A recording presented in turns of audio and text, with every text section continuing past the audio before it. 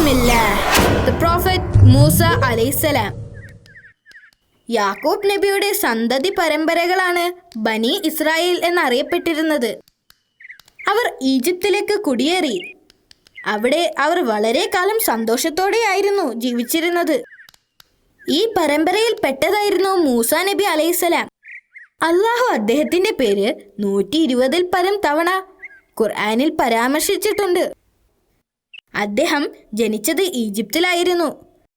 അക്കാലത്ത് ഈജിപ്ത് ഭരിച്ചിരുന്നത് ഫിർഔൻ ആയിരുന്നു. ഫിർഔൻ ഇസ്രായേലുകാരോട് വളരെയധികം വെറുപ്പായിരുന്നു.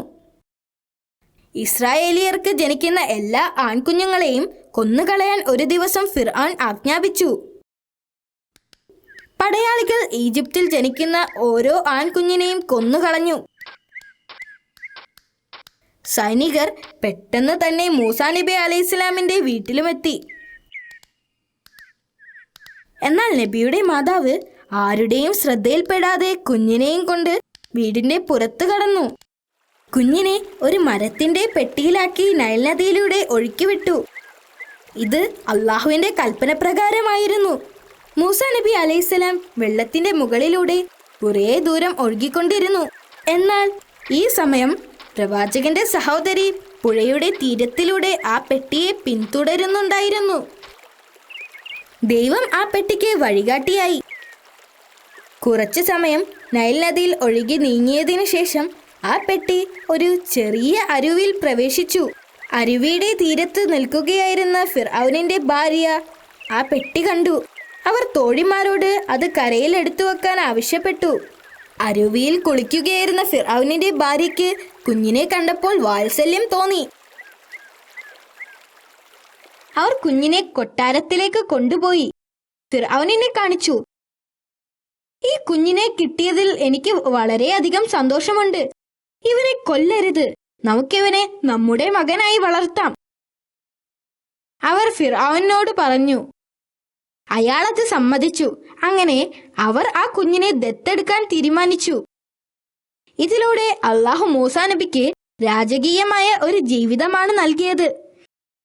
വൈകുന്നേരം ഫിർഔന്റെ ഭാര്യ വളരെ വിഷമത്തോടുകൂടി ഇരിക്കുകയായിരുന്നു.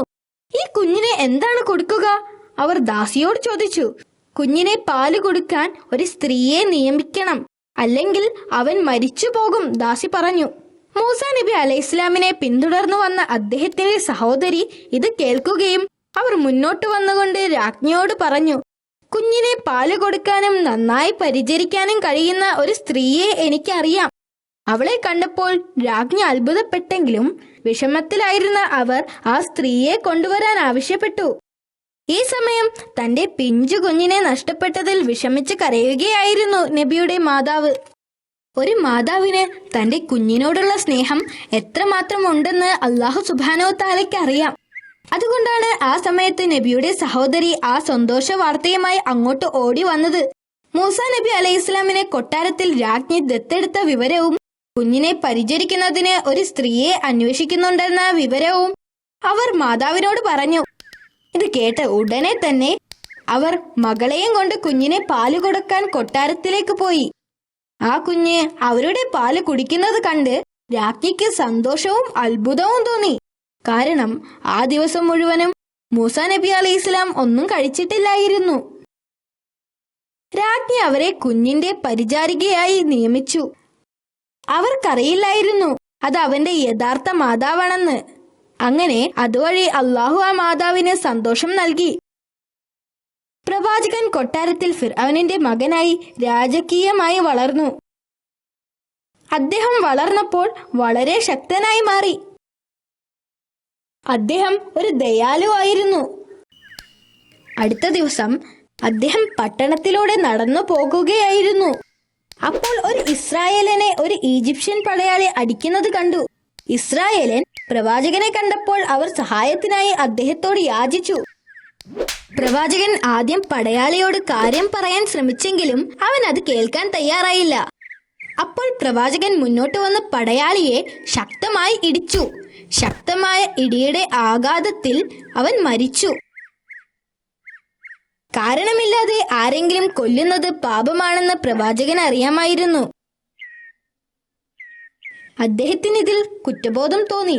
അദ്ദേഹം നിലത്ത് മുട്ടുകുത്തി അള്ളാഹുവിനോട് ഇങ്ങനെ പ്രാർത്ഥിച്ചു: എന്റെ നാഥ, തീർച്ചയായും ഞാൻ അന്യായം ചെയ്തിരിക്കുന്നു, എന്നോട് ക്ഷമിക്കൂ. ഇനി മേലിൽ അത്തരത്തിലുള്ള ഒരു പാപപ്രവൃത്തി ചെയ്യില്ല. ഇനിയുള്ള ജീവിതം അള്ളാഹുവിനെ ആരാധിക്കുന്നതിനു വേണ്ടിയാണെന്ന് പ്രവാചകൻ ശപഥം ചെയ്തു.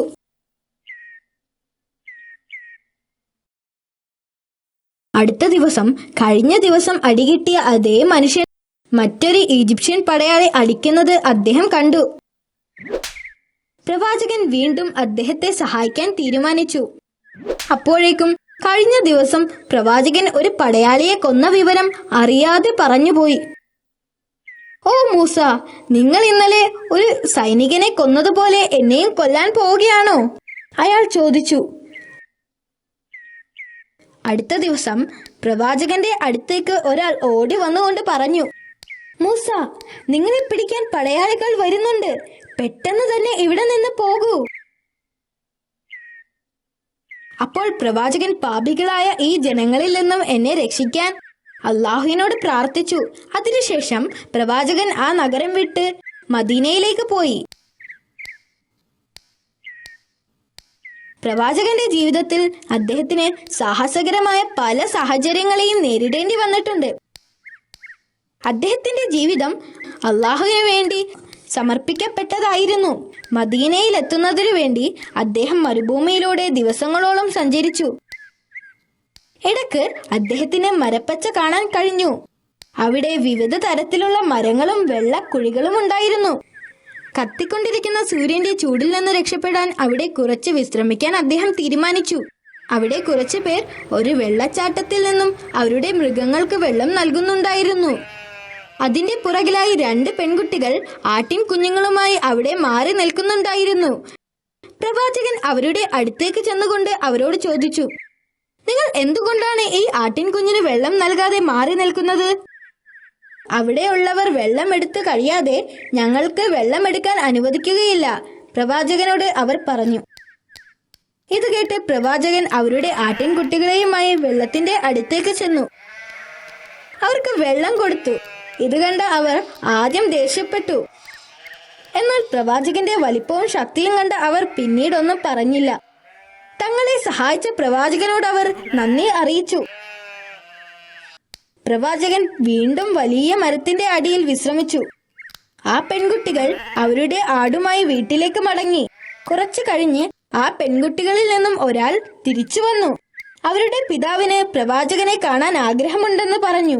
പ്രവാചകൻ അവരോടൊപ്പം അവരുടെ വീട്ടിലേക്ക് പോയി. അവരുടെ വീട്ടിലെത്തിയ പ്രവാചകൻ പിതാവിനെ പരിചയപ്പെട്ടു. അദ്ദേഹത്തിന്റെ കഥകൾ ആ പിതാവിനോട് പറയുകയും ചെയ്തു. അപ്പോൾ ആ പിതാവിന് മനസ്സിലായി പ്രവാചകൻ വിശ്വസ്തനും നല്ലവരുമായ ഒരു വ്യക്തിയാണെന്ന്. അദ്ദേഹം തന്റെ പുത്രിന്മാരിൽ ഒരാളെ അദ്ദേഹത്തിന് വിവാഹം കഴിച്ചു കൊടുക്കാൻ തീരുമാനിച്ചു. അദ്ദേഹത്തിന് വളരെയധികം പ്രായമായിരുന്നു. അതുകൊണ്ട് അദ്ദേഹത്തിന്റെ മൃഗങ്ങളെയും മറ്റും നോക്കി നടത്തുന്നതിന് ഒരു ചെറുപ്പക്കാരനെ ആവശ്യമുണ്ടായിരുന്നു. പ്രവാചകൻ അതിന് സമ്മതിച്ചു. അദ്ദേഹം പുത്രിമാരിൽ ഒരാളെ വിവാഹം കഴിക്കുകയും സന്തോഷത്തോടെ കഴിയുകയും ചെയ്തു.